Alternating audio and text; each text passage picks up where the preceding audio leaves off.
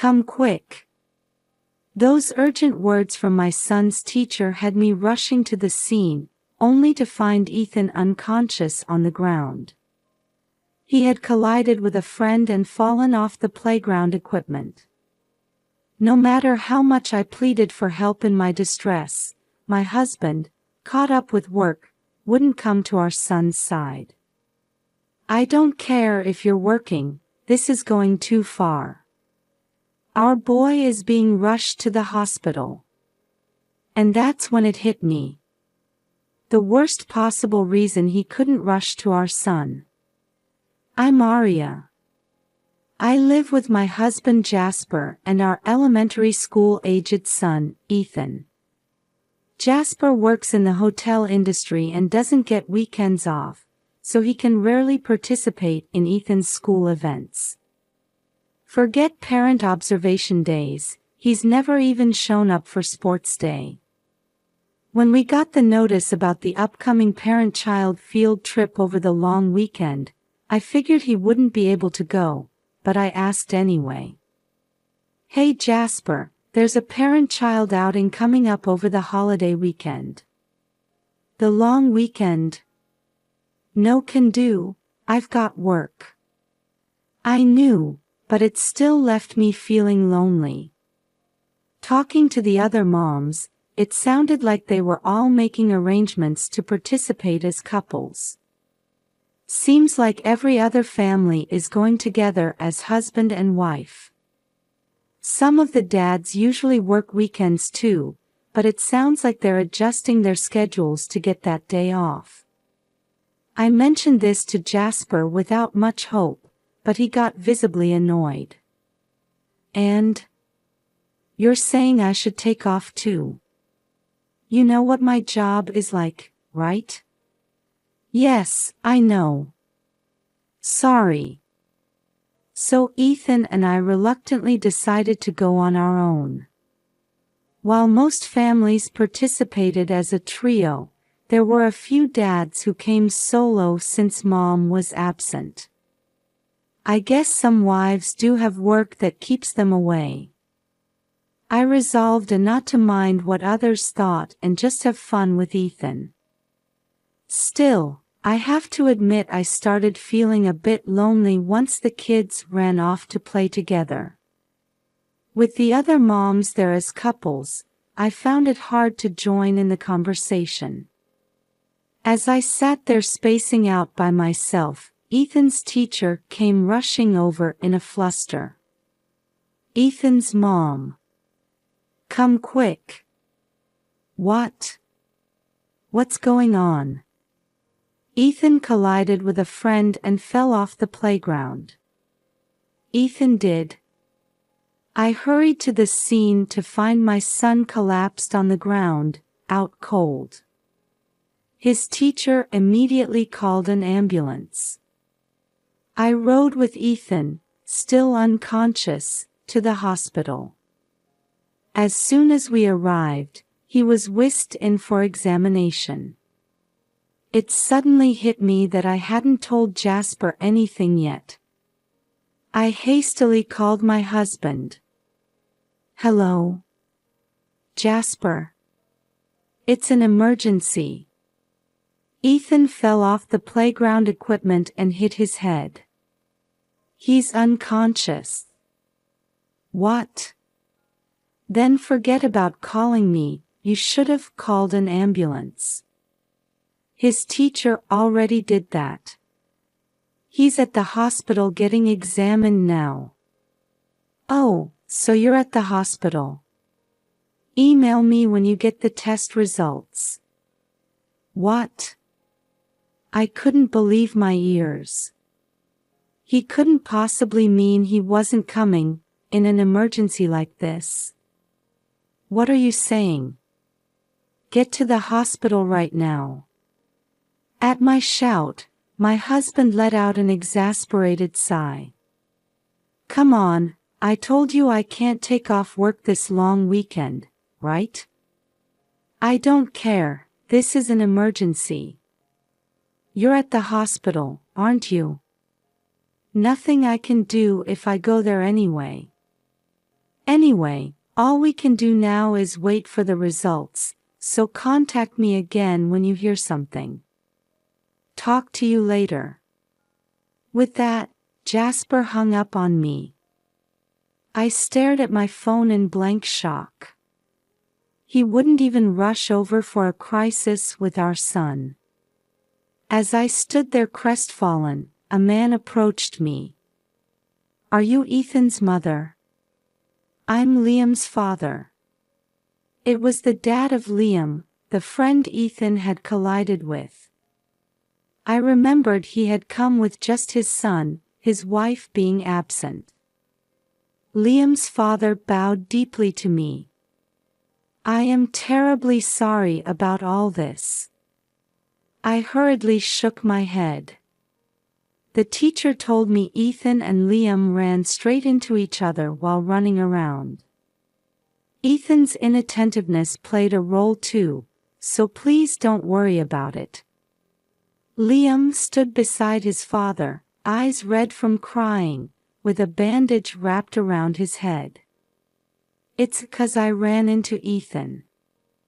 I gently said to Liam, "It's not your fault, Liam. Ethan will absolutely be okay. When he gets better, will you play with him again?" Liam nodded, still in tears. His father looked relieved as he thanked me. "Thank you for your kind words. My wife really ought to be here with me to give our apologies. I'm sorry about that." "No, my husband can't get away from work either, so." "Is your wife also working?" "No," Liam's father hesitated a bit. "Actually, my wife is off traveling with a friend. It was scheduled from before this field trip, and she couldn't cancel it apparently. It's embarrassing." "Oh, I see. I've been trying to contact her repeatedly about the accident, but I can't seem to get through. I still haven't been able to tell her." Just as Liam's father finished saying this, his phone rang. "Oh, it's my wife. Excuse me for a moment." He rushed to answer it and apprised his wife of the situation. "So that's what happened. How soon do you think you can get here?" 2 hours. "But how will you get back? You can't drive yourself." "Oh, with your friend? That's good then. Okay, be careful."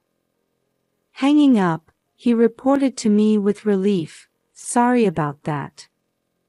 I got in touch with my wife. She said a friend who had business near here will drive her over. It'll take about 2 more hours though." "I see." Just then, I got an incoming call on my phone. "Oh, it's my husband. Pardon me." I excused myself and took the call. "Jasper, what is it?" "I'll be able to head over there after all. I'm off work in about 2 hours, then I'll come straight there." "Really? That's great." After I hung up, I updated Liam's father too. "My husband says he'll be here in about 2 hours as well. I'm glad we'll both be able to greet each other properly." At that point, I got called in by the doctor. The test results showed nothing wrong with Ethan. He had simply lost consciousness from the temporary shock, and now we just had to wait and see. Being told, "There's nothing wrong," wasn't exactly comforting when we didn't know when he would regain consciousness. Still feeling uneasy, I exited the exam room to find Liam's father waiting for me, cradling a sleeping Liam in his arms. To take our minds off things, we started chatting about each other's family situations. Liam's mother is a stay-at-home mom, but lately she's apparently been going out a lot with friends on weekday evenings and weekends. At those times, his father takes over the childcare. Since my wife watches Liam all day on weekdays, I figure the least I can do is let her have freedom in the evenings and on weekends. But if I knew this would happen, I should have made her cancel her trip for the field trip at least. Hearing his story, I couldn't help comparing him to Jasper.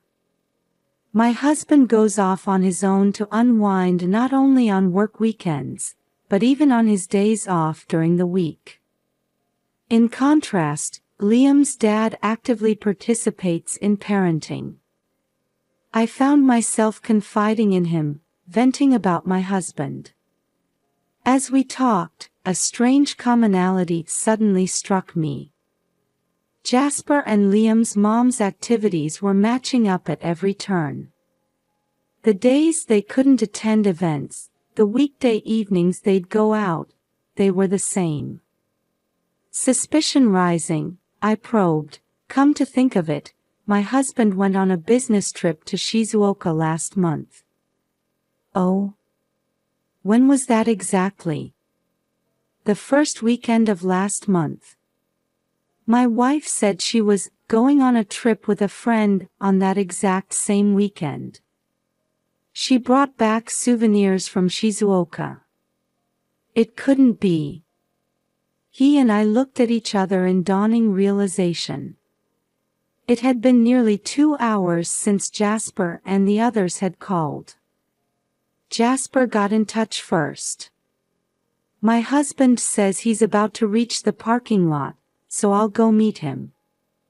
Telling Liam's father that, I headed for the lot. Peering cautiously into the car, I saw the passenger seat was empty. I'd been half expecting Liam's mother to be with him. Escorting Jasper, who got out acting like nothing was amiss, I returned to Ethan's hospital room. After Jasper finished his greetings with Liam's father, Liam's mother showed up. I didn't miss how she and Jasper both froze for a second upon seeing each other. Jasper greeted Liam's mother as if nothing was wrong. Hello there. Thanks for always looking out for my son. At Jasper's nervous voice, Liam's mother hurriedly returned the greeting. Oh, yes. Hello. The pleasure is ours. Seeing the two of them like that, I decided to bait them a little. HM. Have you met my husband before, Liam's mom? At that, Liam's mother blurted in a fluster, of course not. Why would we have met before? You don't have to deny it so adamantly. It wouldn't be odd for you two to have met at parent observation days or school events, right? That's impossible. I didn't know Jasper was my son's friend's father. I hadn't called my husband by name in front of her even once. She took the bait. This confirms it, she's guilty. At that point, I became convinced of my husband's affair with her.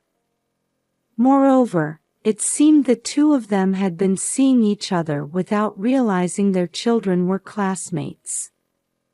That's odd, isn't it? If this is your first time meeting, how do you know my husband's name? At my questioning, Liam's mother fell silent. Well, that's... Then Jasper, as if to cover for her, snapped at me. Hey! Aria! What's with you? You're being rude to her. She's the mother of our son's important friend. How about showing some respect? Liam, who had been sleeping, woke up at the sound of Jasper shouting. He pointed at Jasper and said, "Oh, it's the man who comes to our house." The man who comes to their house. The hospital room fell silent. Liam's mother hurriedly tried to brush off his comment. Liam, what are you saying? You must be confusing him with someone else. Still looking puzzled, Liam continued, I'm not confused. Daddy, let me see your tablet. Taking the tablet from his father, Liam deftly pulled up a certain image. Here, look. The image showed a toy train set that Liam had put together. It was a playrail, a toy railway set sold by a toy company. What about it? Isn't that the toy you always play with, Liam? His mother asked, perplexed. Liam pointed to a figure visible behind the playrail. This is that man, right? I look at this photo sometimes, so I remember. Looking closely, you could see the living room past the children's room where the playrail was set up. There, Jasper was pictured chatting intimately with Liam's mother. There's no talking your way out of this one, I muttered, glaring at them. Liam's father was also trembling with anger. He shouted at his own wife, You let your affair partner into the house while I was at work? And look at the date. Wasn't this a day I was away on a business trip? Seeing the date, I was stunned too. This date. Jasper, wasn't this a day you didn't come home, saying you were on a trip? Don't tell me you stayed over at Liam's house. Well, that's because she said it was okay, so I just. Jasper readily admitted to the affair, pinning the blame on Liam's mother. Hearing this, she hurriedly objected. What? You're blaming me. Weren't you the one who said, it's a waste of money to stay somewhere else? Liam's father put a stop to their unseemly squabbling. That's enough. Letting your affair partner stay over in a house with children, you're a failure as a mother. Absolutely despicable. I'm thoroughly disgusted with you. Startled by his words, Jasper seized the chance to make his mistress the villain. I really do think this woman is unfit to be a mother. At least I've never met up with her in front of Ethan. I cherish my child. What? What is he even saying? The nerve of this guy. A seething anger toward my husband rose up in me. Don't give me that crap. When Ethan fell unconscious, you made excuses about work and wouldn't even come back. That's not true. That's why I rushed to the hospital, isn't it? That's only because she decided to come back. Until Liam's dad told her about our son's injury, you had no intention of returning at all. At the time, I thought it would be fine without me. It's not about whether it's fine or not.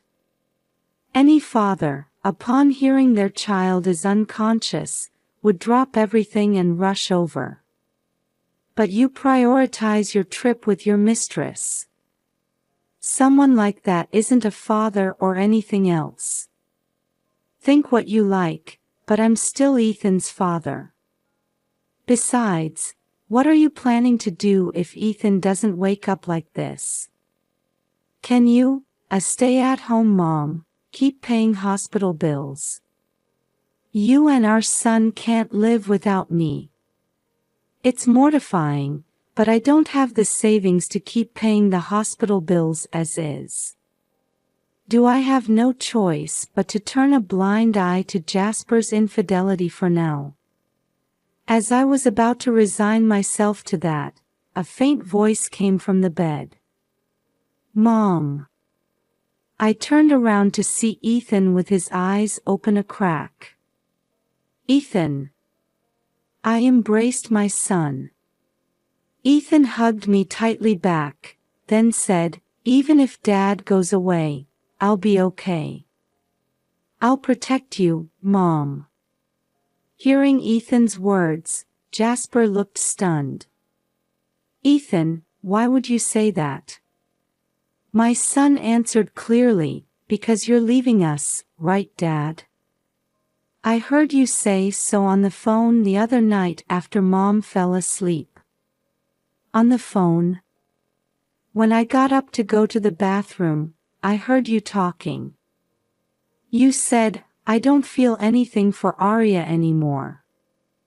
If it weren't for our kid, I'd leave right away to be with you.' That's what you said, right, Dad?" "That's..." The color rapidly drained from Jasper's face. "So I'll grant your wish, Dad. I don't mind not being your child anymore. I don't need a dad like you." Jasper looked shocked at our son's declaration. I, on the other hand, made my decision thanks to Ethan's words. My mind is made up. I want a divorce. As I told my husband this, Liam's father held out a business card to me. "I'll help you with your resolution." The business card stated he was the head of a law firm. Besides this photo, there must be plenty of other evidence. "Leave the claims for alimony and child support to me. I intend to properly claim them from my wife too, so it's killing two birds with one stone." At his words, Liam's mother suddenly grew flustered. "Wait. I haven't agreed to a divorce yet. I'm not splitting up with you." Liam's father coldly declared to her, "Huh? A cheater like you doesn't get a choice." A rock-bottom excuse for a mother who has an affair in front of her child won't be granted custody either. "If you still object, we'll take it to court, okay? You know my high success rate in trials, right? And I've got all these advantageous conditions lined up. There's no way I'll lose." Perhaps realizing it was futile, Liam's mother's shoulders slumped. She consented to the divorce papers and payment of alimony. Seeing that, Jasper also signed a sworn statement pledging to pay his wife alimony and child support. He likely understood it was pointless to defy him as a lawyer. After that, we each got divorced. Once free, Liam's mother and Jasper started living together as planned. However, their life together differed from expectations. Living under the same roof, they began suspecting each other of cheating with someone else, and their relationship turned sour. Tired of that dynamic, Jasper actually did cheat with another married person. As careless as ever, Jasper's infidelity was swiftly discovered by his new lover's husband too, and he was again slapped with a claim for damages. Liam's mother also cheated with someone else, but her affair partner just used her for money before casually dumping her. Liam's mother, having blown through her savings, and Jasper, now mired in debt from alimony payments, apparently continued dragging out their relationship, unable to split up while blaming each other. At this rate, it's clear they'll soon be too cash-strapped to get by. But I don't feel one bit sorry for them. They made their bed, now they can lie in it. I, on the other hand, secured more than enough alimony and child support, thanks to Liam's father's efforts. Ethan and I now lead a tranquil life, just the two of us. Ethan was able to return to his normal daily life without any issues. He still plays happily with Liam, same as before. Liam's dad has become a valued confidant to me. We now have a relationship where I can talk to him about anything, more than just a fellow parent. One holiday, I decided to invite Liam and his father over for a dinner party. Ethan seemed excited too, eagerly helping out from the morning. Seeing the food laid out on the dining table, Liam's father kindly said with a gentle smile, "This looks truly delicious. Thank you for preparing such an elaborate meal." His words filled me with joy, making the cooking effort worthwhile. During the meal, Ethan and Liam regaled us with funny stories from school, laughing their heads off. My husband and I occasionally joined the conversation. I felt my heart swell with emotion, struck by how much my son had grown. After eating, while the children were absorbed in play, I leisurely enjoyed chatting with Liam's father over coffee in the living room. He's an irreplaceable presence with whom I can comfortably share my parenting concerns and sometimes get advice. I realize how truly blessed I am to spend peaceful holidays like this. I'm filled with gratitude that I can now lead a spiritually rich life, having overcome divorce. My heartfelt wish is to continue building a happy life together with Ethan, while also maintaining good relationships with Liam and his father.